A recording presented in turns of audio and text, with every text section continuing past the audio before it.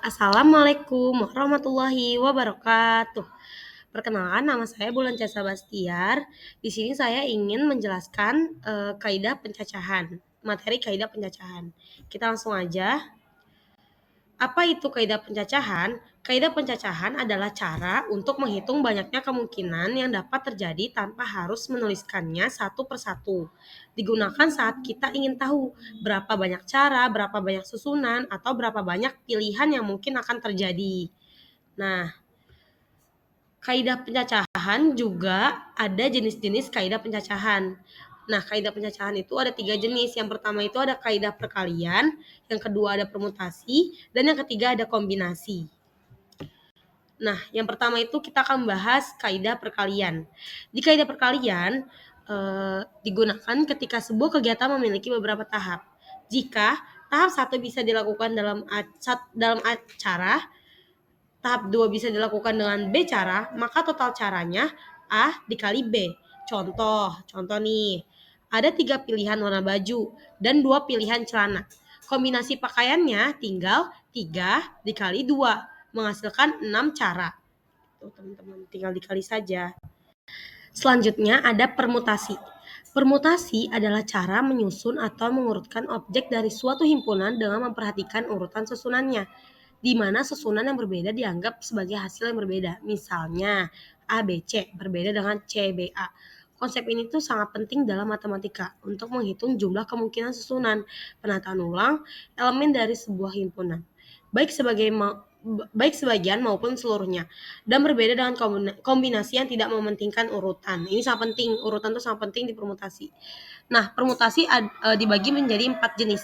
Yang pertama ada permutasi n unsur berbeda, kedua permutasi dengan berbagai unsur yang sama, ketiga ada permutasi siklis atau melingkar, dan keempat ada permutasi berulang.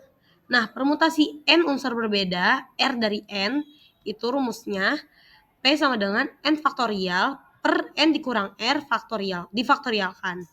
Yang kedua, rumus dari permutasi dengan berbagai unsur yang sama itu P sama dengan N faktorial per K1 faktorial atau P dikali K2 faktorial dikali KT faktorial.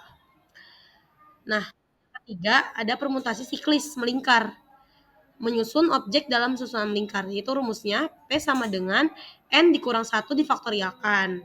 Nah, yang keempat terakhir, permutasi berulang, itu rumusnya P sama dengan N difaktorialkan. Nah, untuk permutasi siklis atau melingkar, biasanya soalnya itu tentang meja yang bundar atau kayak tentang lingkaran-lingkaran gitu teman-teman, jadi makanya permutasi siklis. Nah, sedangkan kalau untuk beberapa unsur yang sama, biasanya soalnya itu menggunakan huruf atau kata. Jadi misalnya di satu kata itu ada berapa huruf yang sama kayak gitu. Nah, selanjutnya ada contoh soal permutasi. Soal pertama itu berapa banyak susunan berbeda dari huruf baju. Hurufnya ternyata berbeda semua. Kalau misalnya hurufnya sama, itu nanti bakal diperkan. Misalnya ada 4 huruf. Nanti yang sama itu berapa? Misalnya ada 2 huruf yang sama, berarti 4 faktorial per 2 faktorial. Sedangkan untuk soal yang ini hurufnya tuh berbeda semua, jadi tinggal 4 faktorial aja, berarti 4 kali 3 kali 2 kali 1 yang menghasilkan 24. Jadi jawabannya 24 susunan. Yang kedua, P sama dengan N faktorial per N dikurang R faktorial. Contohnya, berapa banyak cara menyusun 3 orang dari 5 orang? Jadi tinggal P sama dengan menyusun 5 orang. Berarti tadi N-nya itu 5 faktorial per N dikurang R dulu, berarti 5 dikurang 3 menghasilkan 2 faktorial. Jadi 5 faktorial per 2 faktorial. 5 faktorial 5 kali 4 kali 3 kali 2 kali 1 per 2 faktorial 2 kali 1 sama dengan 60. Jadi ada 60 cara. Nah, selanjutnya ada kombinasi. Kombinasi adalah pemilihan objek tanpa memperhatikan urutan, berbeda dengan permutasi tadi yang sangat mementingkan urutan. Nah, rumusnya C sama dengan n faktorial per r faktorial dalam kurung n dikurang r tutup kurung difaktorialkan. Contoh, berapa cara memilih 2 juara favorit dari 6 peserta? Caranya C sama dengan 6 faktorial itu dari 6 peserta per 2 faktorial itu dari 2 juara favorit dikali 6 dikurang 2 berarti 4 faktorial. Nah, jawabannya 6 faktorial berarti 6 kali 5 kali 4 kali 3 kali 2 kali 1 per 2 faktorial 2 kali 1 dikali 4 faktorial 4 kali 3 kali 2 kali 1 menghasilkan 15. Jadi ada 15 cara. Nah, ini satu lagi ya contoh soalnya. C sama dengan n faktorial per r faktorial tutup kurung n kurang r difaktorialkan. Contoh, berapa cara memilih 2 ketua dari 5 siswa? Sama kayak tadi, berarti 5 faktorial per 2 faktorial kali 5 kurang 2 sama dengan 3, berarti 3 faktorial menghasilkan 10. Berarti ada 10 cara. Selanjutnya, di sini ada perbedaan permutasi dan kombinasi. Nah, permutasi yang pertama, urutannya sangat penting yang seperti tadi saya sudah jelaskan. Urutan itu sangat penting di permutasi. Sedangkan untuk kombinasi, urutan itu sangat tidak penting atau ya tidak perlulah.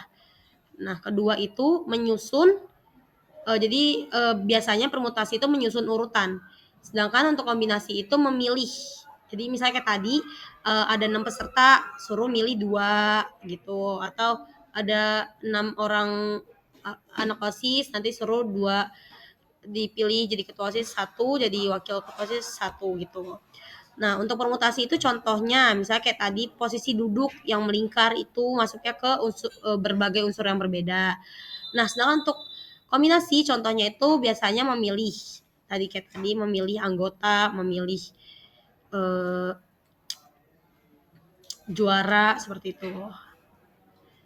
Selanjutnya untuk rincian, yang pertama ada kaidah perkalian, menghitung jumlah total kemungkinan dari beberapa tahap. Yang kedua ada permutasi, menghitung jumlah susunan urutan penting.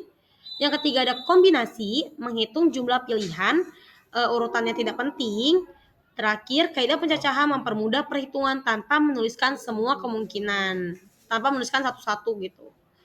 Selanjutnya, penutup, dengan memahami kaidah pencacahan, kita bisa menyelesaikan berbagai soal tentang susunan, pilihan, dan jumlah kemungkinan dengan lebih cepat dan mudah. Oke, terakhir terima kasih. Sekian dari saya. Mohon maaf jika banyak kesalahan. Wassalamualaikum warahmatullahi wabarakatuh.